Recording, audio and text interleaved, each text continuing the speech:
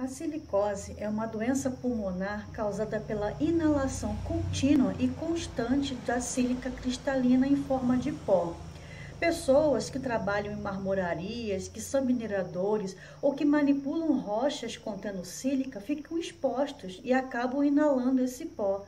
E esse pó, ao chegar nos pulmões, se depositam e endurece as estruturas presentes ali, que precisam ser flexíveis para facilitar a entrada e saída de ar.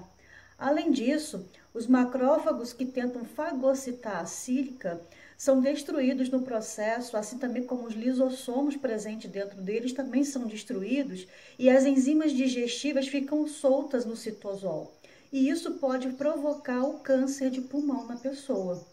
Então, lisossomo é uma organela citoplasmática e organelas citoplasmáticas é o assunto da nossa videoaula de hoje. Então, vem estudar com a Mi.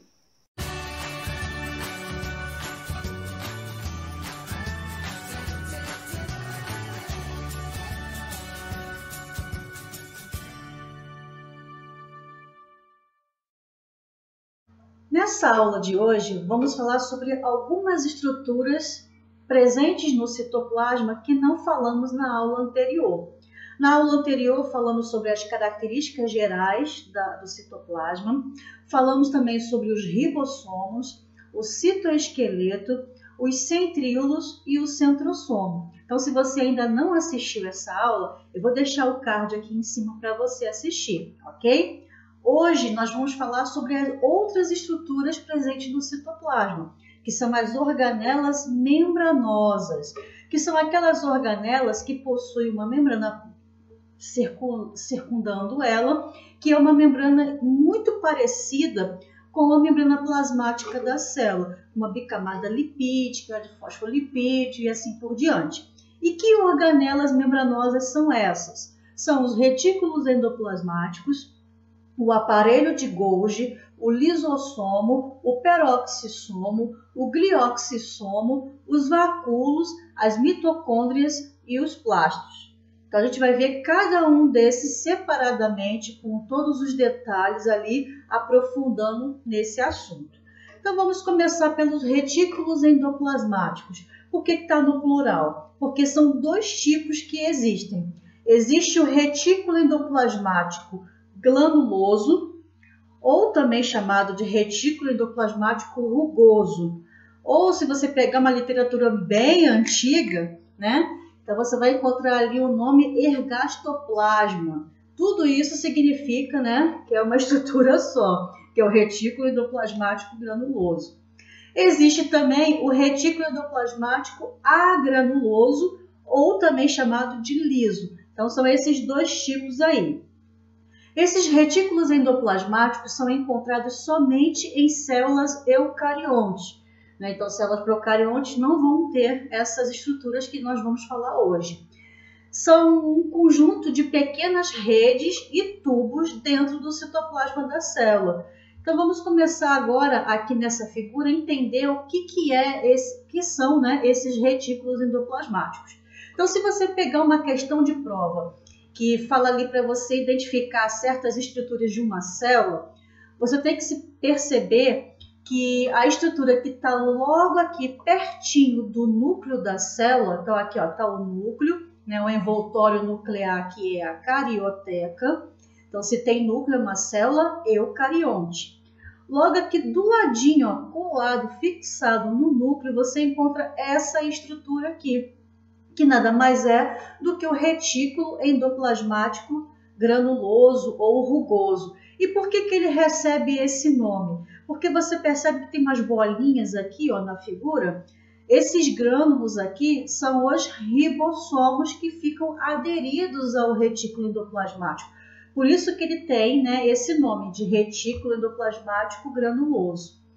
E logo aqui do lado, ó, logo depois, você vê essa outra estrutura aqui, ó, que é o retículo endoplasmático liso ou agranuloso, porque você percebe que não tem ribossomos aderidos a ele. O retículo endoplasmático, né, ele é feito, no caso rugoso, por várias cisternas achatadas, uma do ladinho da outra, e tem ali aderido o ribossomo. Já o retículo endoplasmático liso, ele é formado por tubos. Ó, você percebe aqui que são vários tubozinhos, né? E o interior desse tubo se chama lúmen, tá? Então, você vê ali várias cisternas, né? Que são essas bolsinhas achatadas aqui. E logo aqui do lado você vê, né, vários tubos e o interior desse tubo se chama lúmen. Esses tubos também são chamados de cisternas, ok? Então, a diferença principal entre o retículo endoplasmático rugoso e o retículo endoplasmático liso é que um tem a presença do ribossomo e o outro não tem. E a outra diferença vai estar na sua função. Lembra qual é a função do ribossomo? Era fazer a síntese, né, ou fabricação de proteína.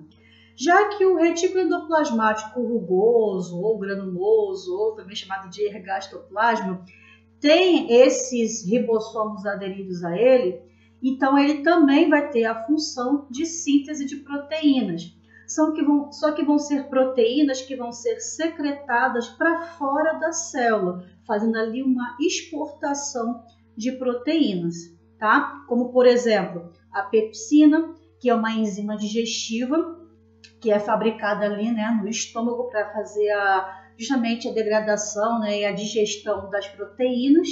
E tem também outro exemplo que é a insulina, que é um hormônio secretado pelo pâncreas. A insulina vai fazer a regulação do açúcar no nosso sangue. Então você vê ali, né, que o retículo endoplasmático rugoso, lá das células do estômago, por exemplo, vão fabricar essas proteínas, que vai ser, no caso, a pepsina, que é uma enzima, né, digestiva. E no caso, o retículo endoplasmático, né, rugoso, lá do pâncreas, vai fabricar a insulina, que é um hormônio que vai ser secretado para a corrente sanguínea. Então, está sendo exportado para fora das células que fazem parte do sangue ou do pâncreas. E por isso, né, essa exportação, ou seja, está sendo secretado para fora da célula. Existem ali uma diferençazinha entre os ribossomos. Existem ribossomos livres dentro da célula e existem esses ribossomos, né, aderidos, fixados no retículo endoplasmático rugoso. Ambos vão fazer proteína. Então, como que o ribossomo ele vai saber que ele vai produzir a proteína? Quando ele estiver solto no citoplasma ou quando ele vai ter que estar aderido à membrana do retículo endoplasmático. Então, ele pode, né, ter esse comportamento de estar livre ou de estar fixado, aderido. Então, ele vai fazer o seguinte. Aqui eu tenho um ribossomo. Ele vai fazer a leitura ali, ó, da fita de RNA mensageiro, que foi feita uma cópia, né, lá no núcleo da célula e veio para o citoplasma para ser lido pelo ribossomo.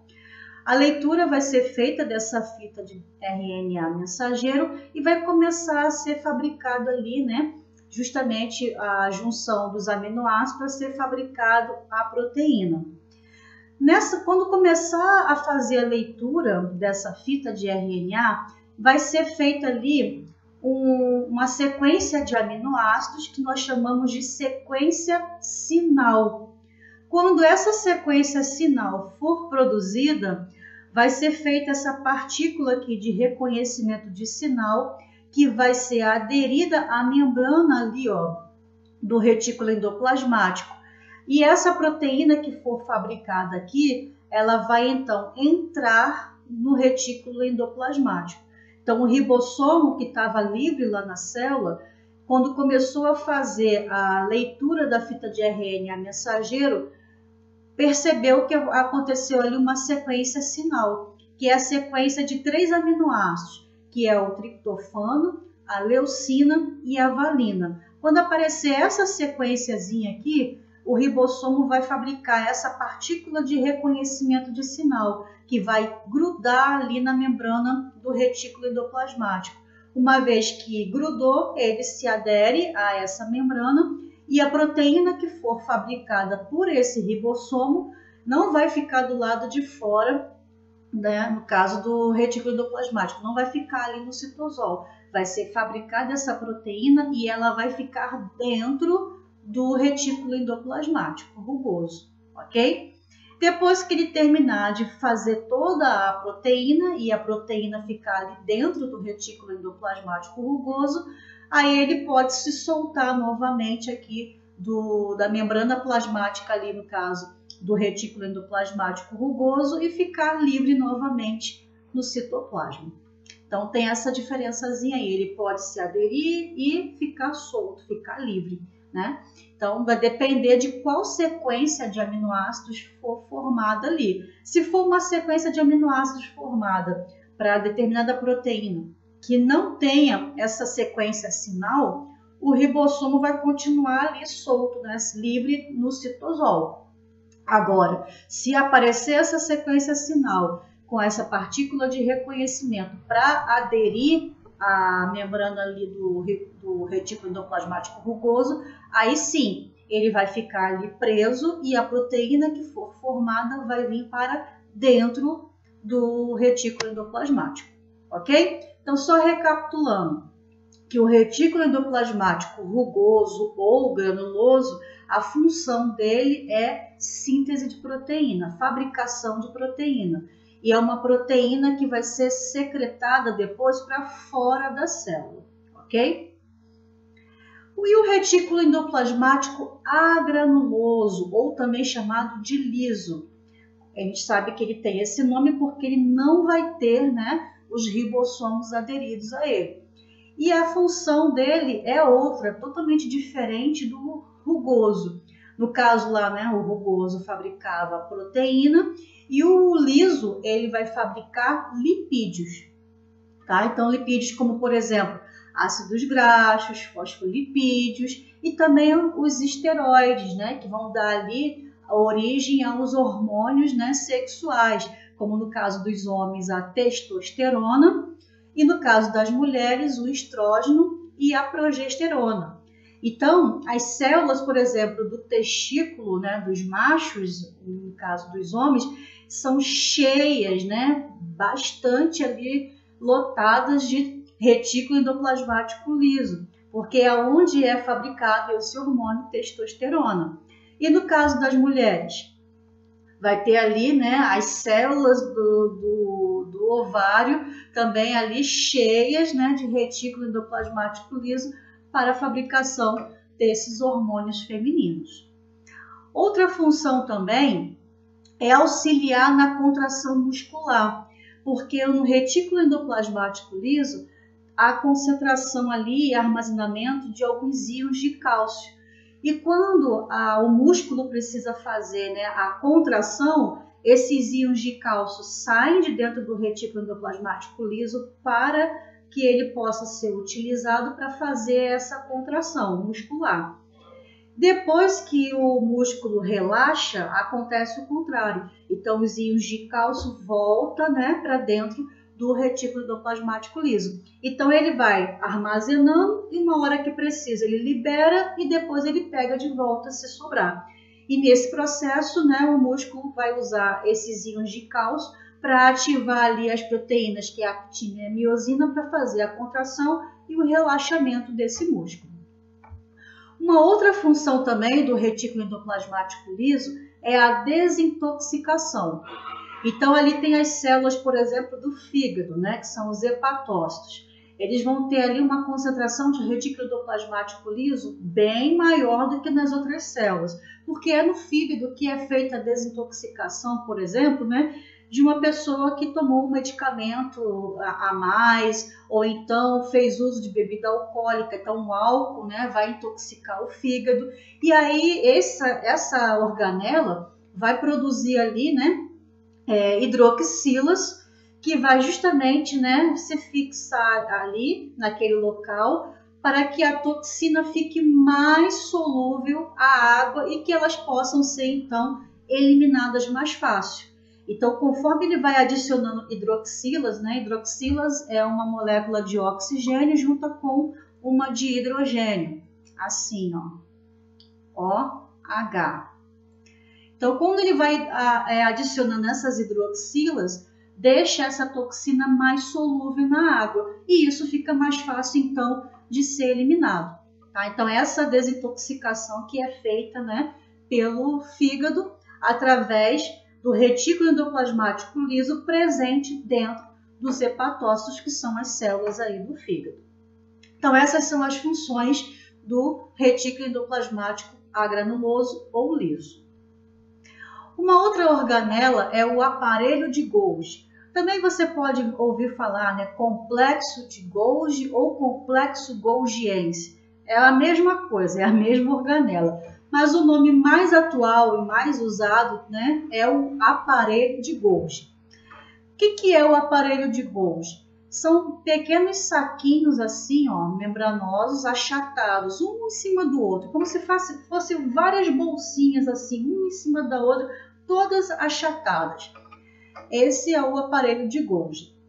E qual é a função dessa organela? São várias funções.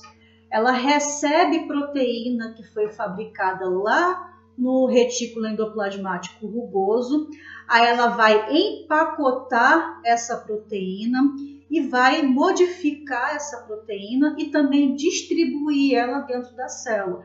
A gente costuma até dizer, né, que o aparelho de Golgi é como se fosse os correios da célula, né? Porque ele recebe, empacota, modifica, distribui. Então ele faz todo ali um processo, né, igual os correios. E eles também são responsáveis pela produção dos lisossomos. Você observa na figura aqui, ó, essas vesículazinhas que estão sendo formadas aqui, justamente são os lisossomos, que é uma outra organela que a gente já vai falar já já. Também o aparelho de Golgi, ele é responsável pela produção de carboidratos, principalmente aqueles carboidratos bem grandões que são os polissacarídeos, para justamente eles serem quebrados e dar energia para outras organelas e até mesmo para a célula. Né? Uma organela que se beneficia muito da quebra desses polissacarídeos grandões aí é justamente a mitocôndria, porque ela precisa disso para fabricar energia para a célula.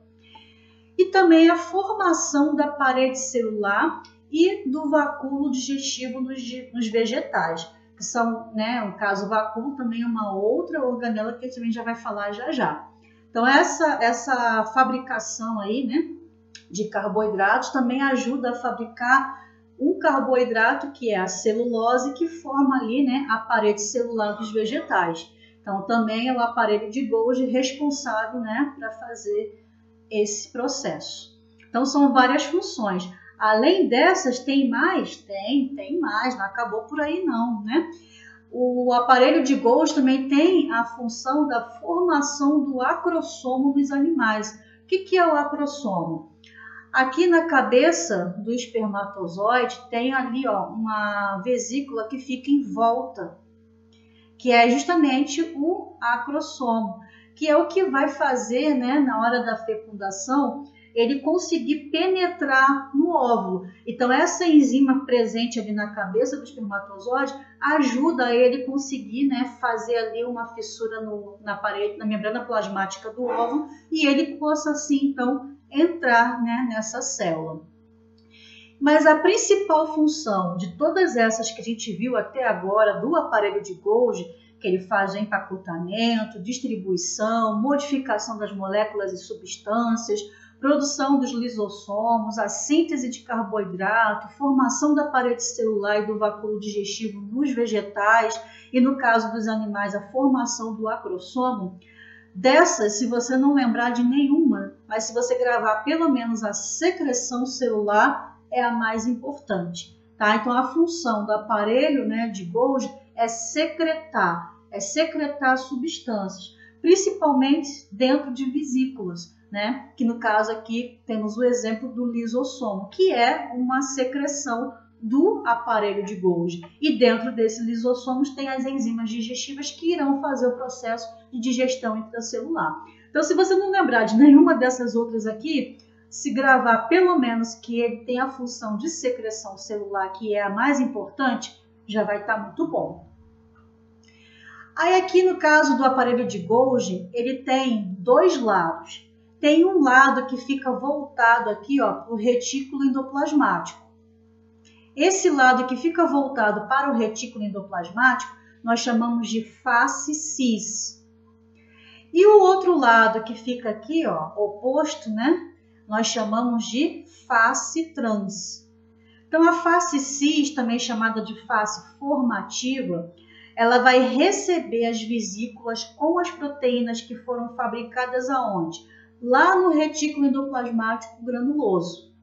Aí essas vesículas com essa proteína vai entrar aqui no aparelho de Golgi, vai ser empacotada, vai ser modificada, né? E depois ela vai sair, ó, por esse lado aqui, que é a face trans, ou também chamada de face de maturação.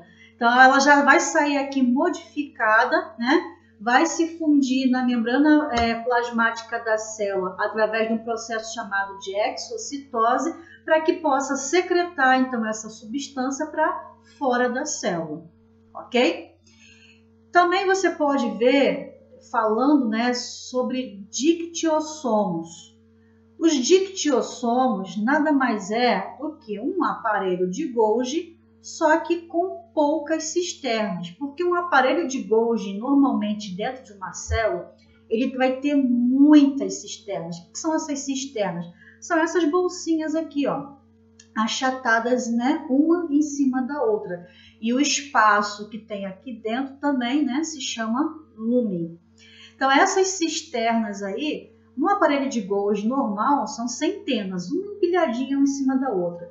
Já as células vegetais possuem o aparelho de Golgi com pouca cisterna, bem pouquinha mesmo. E nisso diferencia o nome. Uma célula animal, por exemplo, nós chamamos de aparelho de Golgi. Uma célula vegetal, por ter uma quantidade menor de cisternas, você pode ouvir esse nome, né, que é o dictiossomo. Mas você vê que é praticamente a mesma coisa. A diferença é que um vai ter poucas cisternas e o outro vai ter muitas cisternas, mas a função e a funcionalidade dentro da célula vai ser a mesma, ok? Aí aqui tem uma outra figura mostrando essa secreção, né, de forma melhor. Então aqui, ó, vem uma vesícula transportadora lá do retículo endoplasmático rugoso ou granuloso, como queira, né? Aí aqui vai vir essa vesícula e vai entrar dentro das cisternas do aparelho de Golgi. Aí aqui dentro ela vai sofrer modificações, vai ser empacotada numa nova vesícula, chamada de vesícula secretora, e vai ser liberada do aparelho de Golgi. Então, essa vesícula transportadora vai entrar aqui pela face cis do aparelho de Golgi e vai sair, ó, aqui pela face trans do aparelho de Golgi. Quando ela sair aqui, ela vai, né, chegar aqui pertinho da membrana plasmática da célula, vai se fixar, vai se fundir aqui e vai abrir, ó, para a parte externa da célula, para o meio, né, extracelular, e vai liberar então aquelas proteínas ou enzimas que vão ser secretadas para fora da célula. Esse processo aqui nós chamamos, né, de exocitose, mas como pode ser alguma coisa que seja aproveitada pela própria célula, então quando você tem ali uma secreção de algo que vai ser aproveitado pela própria célula, nós chamamos de exocitose. Agora, quando está sendo secretado alguma coisa que não é boa para a célula, que é restos de digestão intracelular, por exemplo, a gente chama de lixo celular, aí é um processo, né, de plasmocitose. Aí tem uma nova, né, organela que a gente vai falar a partir de agora. Então tem uma charadinha para você responder, vamos ver se você é esperto. O que um cientista careca disse para outro cientista careca? E aí, o que você acha? Lisossomos. Tá, vai, diz que você riu, né? Força aí um pouquinho o sorriso que vale a pena, né? Uma charadinha cientista. Então, se você gostou ou não, deixa aí nos comentários. Mas agora a gente vai falar sobre os lisossomos. Quem são os lisossomos? São aquelas vesículas justamente que foram formadas lá no aparelho de Golgi e saiu pela face trans do aparelho de Golgi. Dentro dessas vesículas contém enzimas digestivas que foram modificadas, inclusive, né, lá dentro também do aparelho de Golgi. E essas enzimas digestivas, elas atuam dentro da célula, executando aí, né, a digestão intracelular. E elas digerem qualquer coisa, qualquer substância. Se entrou ali um vírus na célula, uma bactéria, uma toxina, ou tem alguma outra organela ali dentro da célula que já está velha, ela também vai digerir para poder fazer ali a limpeza da célula. Então, ela vai digerir qualquer substância. Ela só não digere a própria membrana lipoproteica dela, porque senão ela mesmo, né, o lisossomo iria, né, se romper, se destruir, né, fazer aí uma autodestruição. Então, é a única coisa que ele não faz é isso, mas ele digere qualquer outra substância. As enzimas presentes dentro do lisossomo, como toda enzima, né, ela tem ali um pH ótimo para funcionar. Então, o pH dessa enzima é um pH ácido, aproximadamente ali um pH 5, devido à presença do HCl, que é o ácido clorídrico, que tem ali dentro, né, dessa vesícula, que é o lisossomo. Então, quando acontece, né, pode acontecer desse lisossomo se romper, né, não foi por ele mesmo, mas uma outra coisa fez com que ele se rompesse.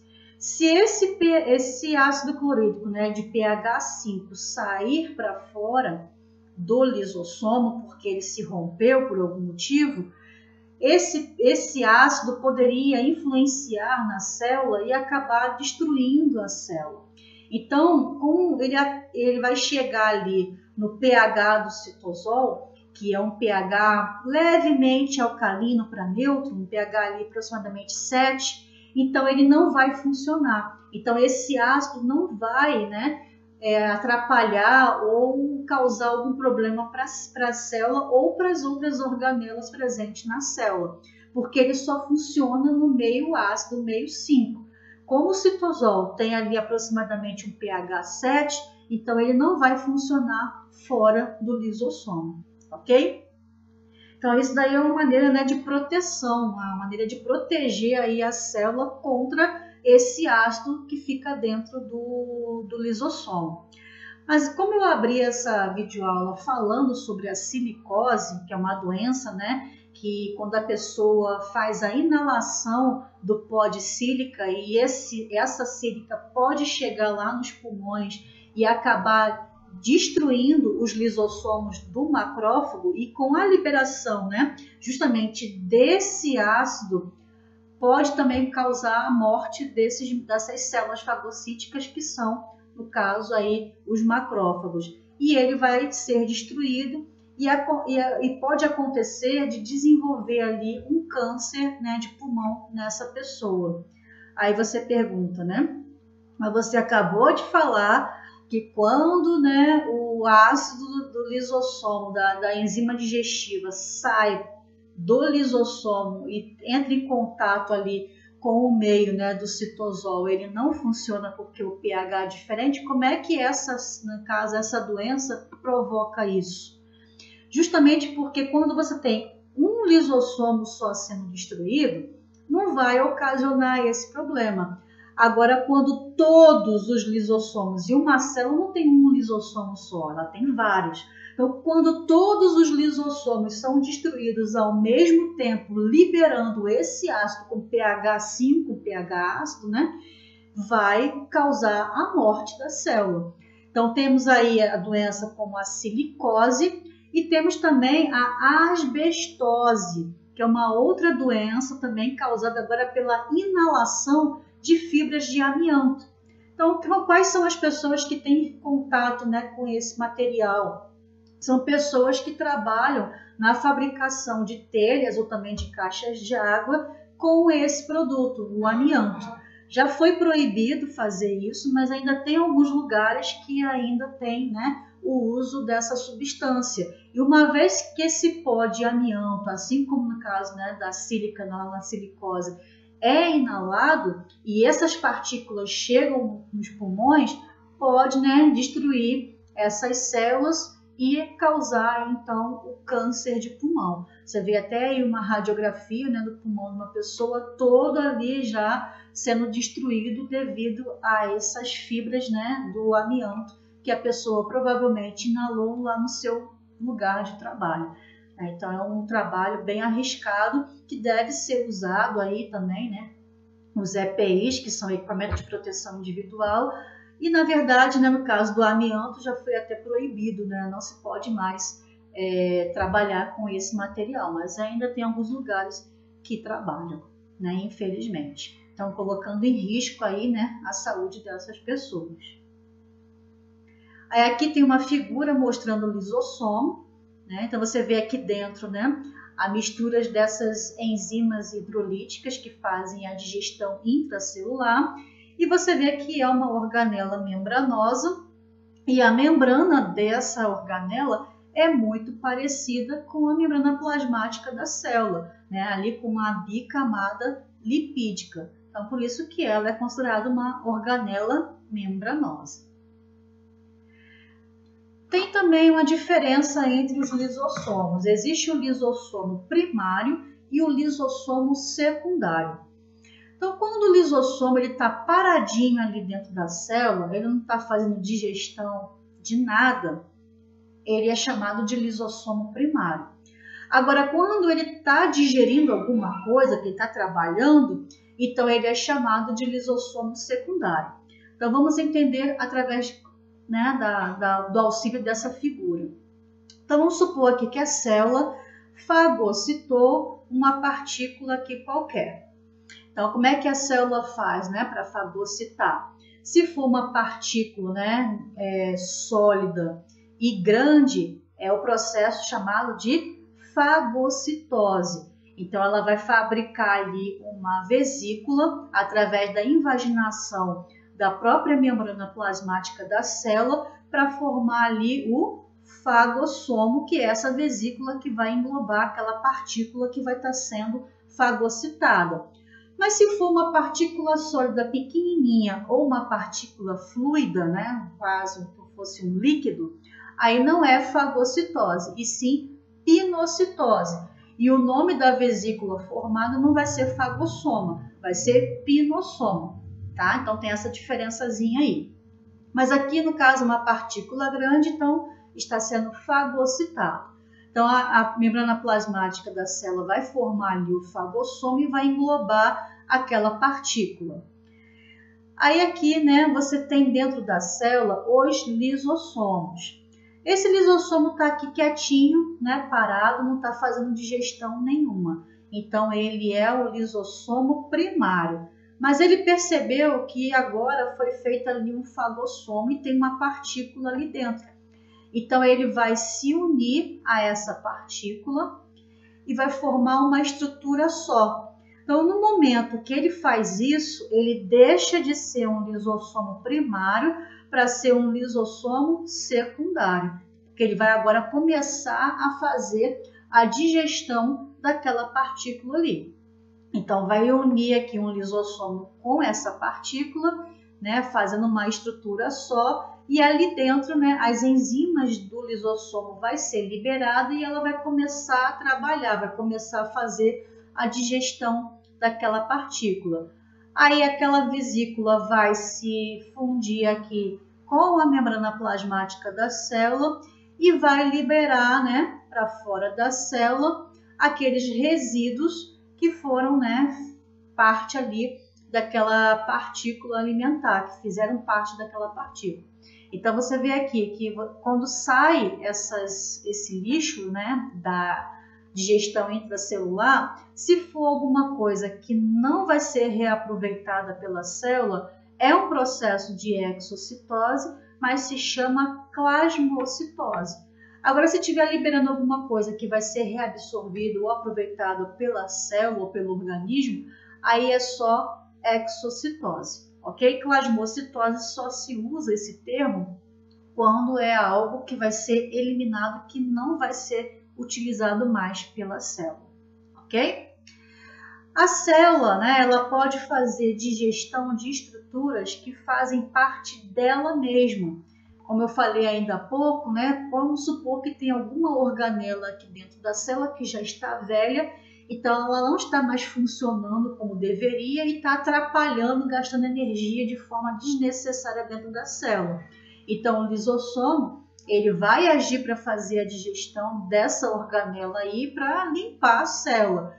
Quando ele faz a digestão de algo que faz parte da própria célula, nós chamamos isso de autofagia.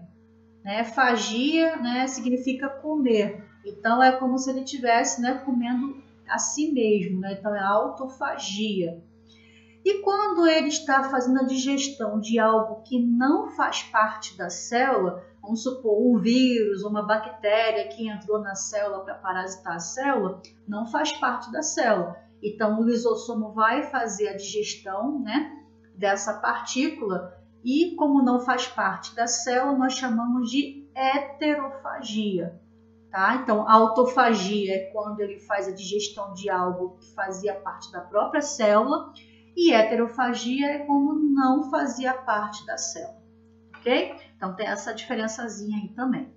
E existe a apoptose. Você sabe o que é a apoptose?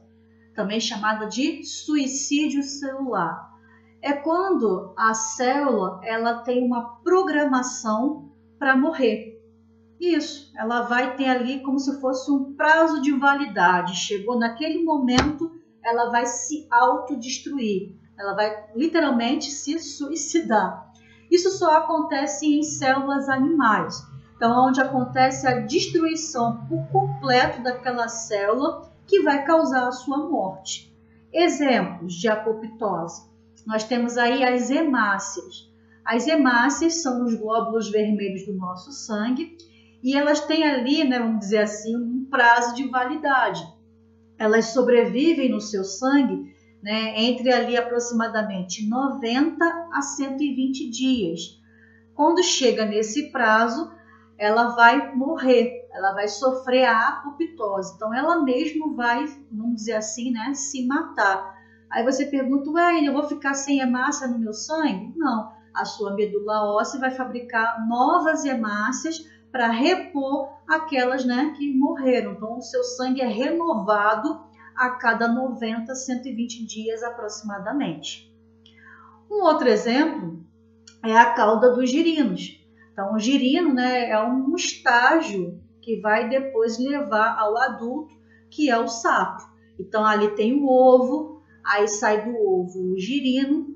Depois do girino, ele vai, né, sofrer algumas modificações. Então, ele vai ganhar ali patas traseiras, patas dianteiras e a cauda vai sumir. Você não vê nenhum sapo com cauda, né? Mas quando ele está na fase de girino, ele tem. Por quê? Porque no girino, ele tem ali, ele vive num ambiente aquático, então ele precisa dessa cauda para nadar. Já o sapo, né, o adulto, não. Ele tem ali, né, o ambiente terrestre, então ele não precisa mais daquela cauda. Por isso que quando chega no momento em que ele se transforma de girino para sapo, né, da fase girino para adulto, ele perde a sua cauda.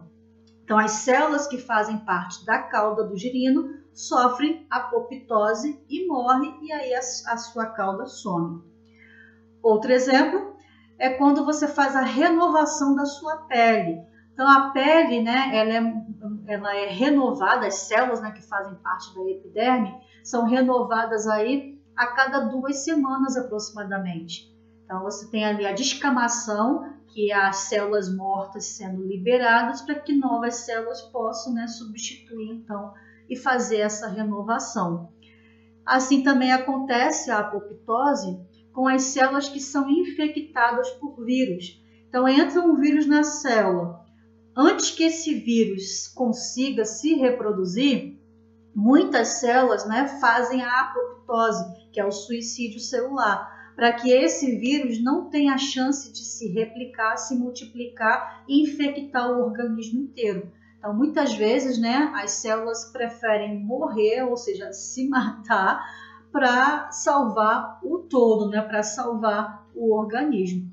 ok? Então isso pode acontecer também. Então são exemplos aí, né, de tipos de apoptose, que é o suicídio celular. Células vegetais não possuem lisossomos. O vacúolo central é que vai fazer a digestão celular no lugar do lisossomo. Então você vê aqui uma célula vegetal. Tá vendo essa estrutura enorme aqui, ó, na célula, ocupando bastante espaço dentro da célula? É o vacúolo. Esse vacúolo, ele vai fazer aí o papel do lisossomo, porque dentro dele também vão ter ali enzimas digestivas que vai fazer a digestão intracelular, tá? Então não precisa de ter o lisossomo. O próprio vacúolo é que vai fazer esse papel. E da onde que vem essas enzimas que entram no vacúolo para que ele possa fazer essa digestão celular? Da mesma forma que um lisossomo é fabricado com as proteínas que foram modificadas lá no retículo endoplasmático rugoso e no aparelho de Golgi, né? Então ele foi fabricado no retículo endoplasmático rugoso, modificada dentro do aparelho de Golgi, secretada e entra então no vacúolo digestivo para que ele possa fazer essa função, tá? Então a origem dessa enzima digestiva é a mesma do lisossomo. A diferença é que na célula vegetal, quem vai fazer essa digestão são os vacúolos. Então, a função principal é a digestão intracelular. Mas existem outras funções para o vacúolo? Sim. O próprio controle osmótico, né? Porque dentro desse vacúolo são armazenadas algumas substâncias, como, por exemplo, água, açúcares, proteínas, lipídios e etc. Então, ele vai ter ali, né, principalmente bastante água dentro desse vacúolo.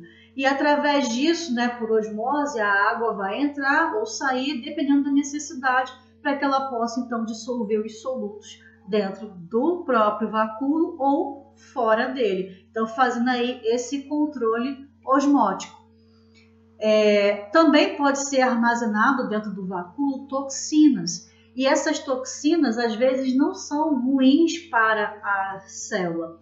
Como, por exemplo, no caso, né, das células vegetais, que tem ali o tanino, que é uma substância que protege a planta contra a herbivoria. Então, vai ali, né, algum animal devorar ela, quando dá a primeira mastigada na folha da planta, sente aquele gosto amargo, né, que é o tanino, e isso faz com que ele solte a folha da planta e não devore a planta inteira.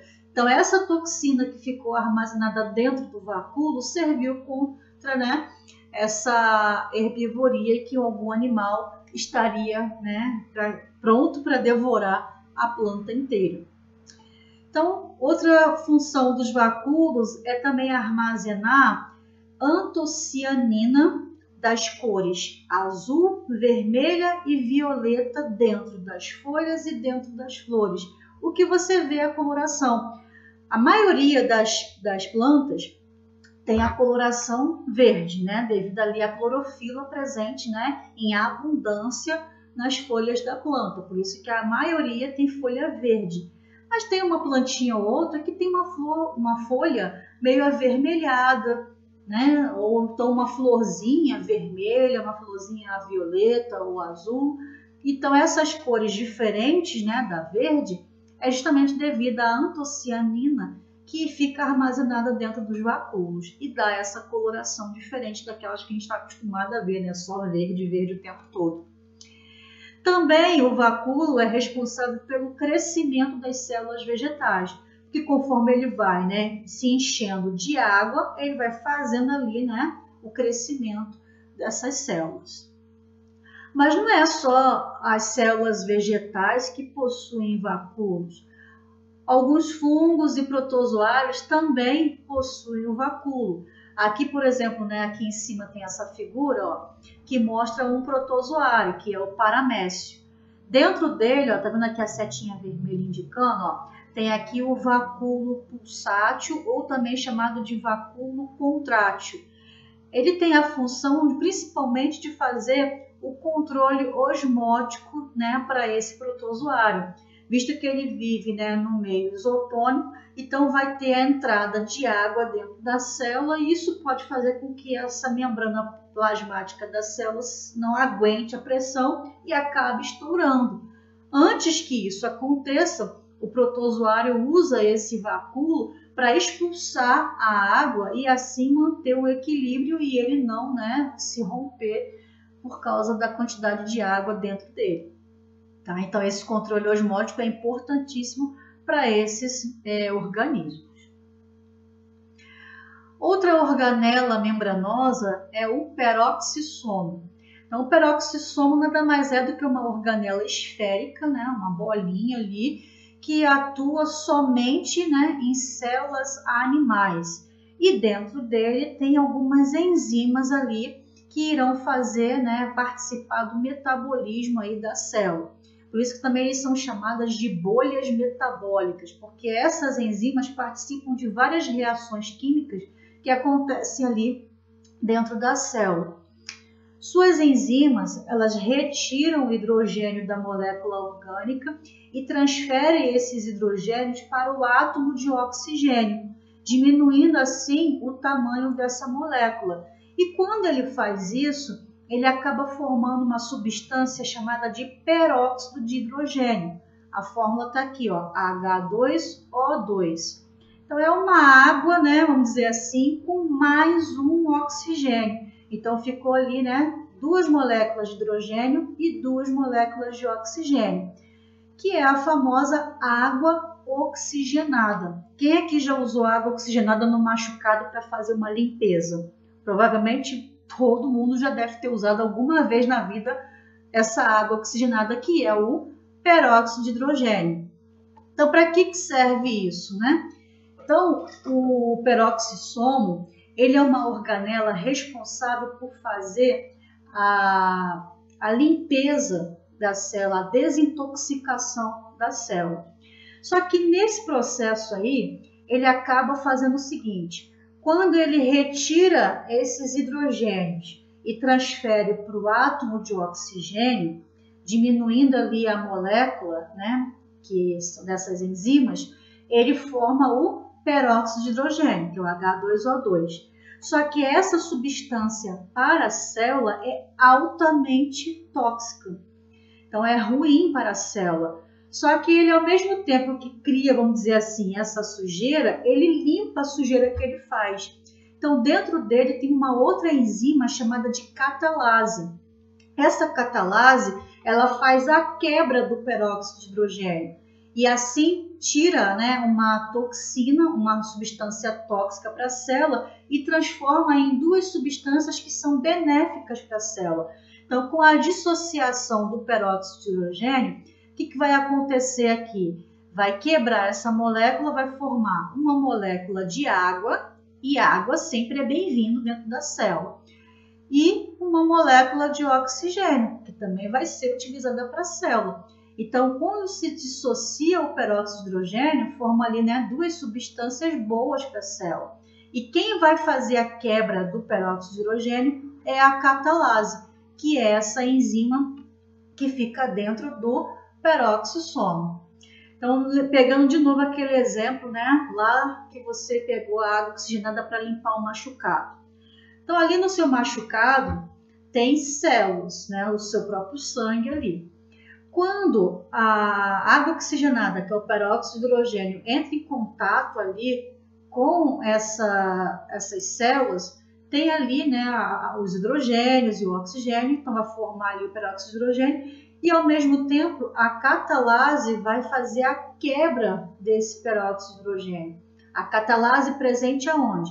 No peroxissomo das suas células. Então você tem células ali, né, presentes tanto na sua epiderme. Vamos supor que você ralou o joelho, ralou a mão em algum lugar, machucou. Então as células que estão ali têm essa organela dentro dela, que é o peroxissomo. Quando você joga a água oxigenada para limpar o machucado, então a água oxigenada em contato com o peroxissomo das suas células vai fazer com que o peroxissomo libere essa catalase e assim faça, né, a quebra da molécula de H2O2 transformando em água e oxigênio. Por isso que você vê, né, aquela espuminha saindo ali, que é justamente essa reação química acontecendo e o oxigênio sendo liberado. E isso ajuda a fazer o que para o machucado?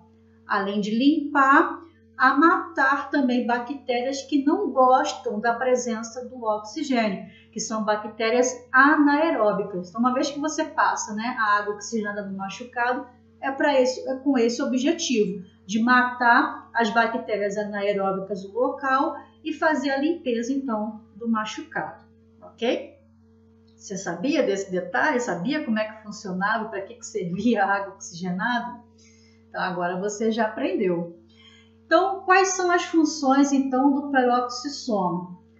Quebra de ácidos graxos, ajudando ali também, né, a mitocôndria a fazer respiração celular, e é o retículo endoplasmático liso a fabricar o colesterol. Então, lembra ali que ele fabricava os esteroides, né? Então, também o colesterol é um tipo de esteroide.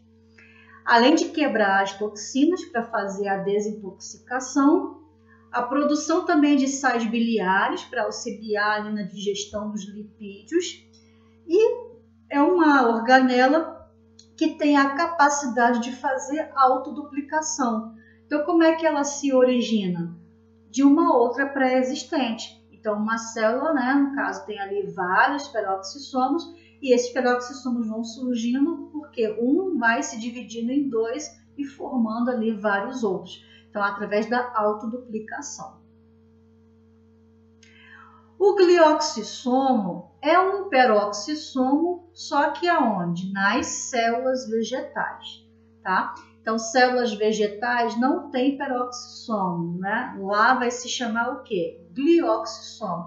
É a mesma coisa, vai ter praticamente a mesma função, só que no caso das células vegetais o nome muda, tá? Vai ser glioxissomo. Mas a principal função do glioxissomo na célula vegetal é atuando, né, na transformação de ácidos graxos, que são lipídios, em açúcares. Então, ele vai transformar lipídio em açúcar, principalmente em qual estrutura da célula, né, no caso, qual estrutura da planta? Nas sementes, tá? Principalmente sementes oleaginosas, que tem bastante concentração de óleo dentro dessas sementes, como, por exemplo, a castanha de caju. Então, ali você encontra muito óleo presente dentro daquela semente. E aquele óleo vai ser transformado em açúcar para gerar energia para que aquela semente possa germinar. E quem faz essa transformação é o glioxissomo. Então, chegamos na hora do exercício, quando a gente vai justamente, né, arrumar as ideias dentro do cérebro e exercitar para ver se você realmente entendeu o assunto da videoaula de hoje. Associe corretamente cada organela celular, né, da coluna 1 com a sua respectiva função com a coluna 2. Então, vamos pegar aqui uma caneta para a gente responder juntos. Então, o retículo endoplasmático rugoso, ou também chamado de granuloso, qual é a função dessa organela? É justamente fazer o quê, né? Ele vai fazer ali a síntese, né? E o transporte de proteínas. Então, se ele tem os ribossomos aderidos a ele, por isso que o nome é rugoso, né? Ou granuloso, porque tem aqueles granulozinhos presentes ali no retículo endoplasmático. Se o ribossomo fabrica, né? Ou faz a síntese de proteína, o retículo endoplasmático rugoso vai ter a mesma função. Então, o número 1 eu encaixo aqui. Agora, o número 2, que é o retículo endoplasmático liso, ou também chamado de agranuloso. Qual é a função dele, né? Então, ele ali não vai produzir proteína igual o rugoso, não. Ele vai produzir o quê? Lipídios, né? Que também pode vir na forma de esteroides, que vai fabricar ali o colesterol, ou então vai fabricar ali os hormônios sexuais, como a progesterona, testosterona, estrogênio. Também pode vir na forma de ácidos graxos e fosfolipídios. Então, em geral, síntese de lipídio. Então, o número 2 a gente encaixa aqui, ó. Número 3 é o ribossomo, né? Ribossomo a gente falou na aula anterior, mas também mencionamos muito ele nessa aula. Qual é a função do ribossomo? É a síntese de proteínas. Então, o número 3 a gente encaixa aqui. E o complexo de Golgi, ou também chamado de aparelho de Golgi, né? Lembra que essa organela aqui é como se fosse, né, lá os correios da célula, né? Então, ela vai receber, vai processar, vai pacotar e vai distribuir substâncias, que são muitas das vezes o quê? Proteínas e enzimas, tá? Então, o complexo de Golgi vai ter a função de processamento e empacotamento de proteínas. E os lisossomos? A função principal é a digestão intracelular. Pode ser algo fora da célula que está sendo fagocitado e digerido, ou algo de dentro da célula mesmo, tá? Então, fora da célula é heterofagia e dentro da célula é a autofagia. Então, o lisossomo faz a digestão intracelular.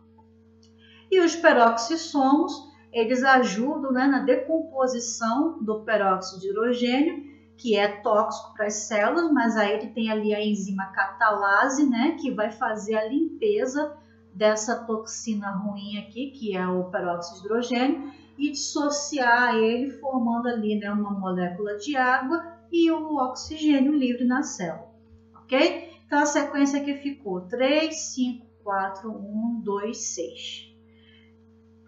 Então, espero que você tenha gostado dessa aula. Ainda falta falar de mais 2 organelas membranosas, que vamos deixar para a próxima aula. Então, não perca as cenas dos próximos capítulos, né? Ainda falta falar sobre a mitocôndria e os tipos de plastos. Mas até aqui já tem bastante coisa para você estudar, revisar e exercitar.